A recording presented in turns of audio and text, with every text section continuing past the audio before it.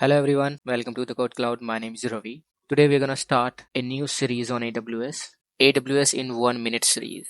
So this is gonna be our first lecture on AWS, and here I'll explain about what AWS is.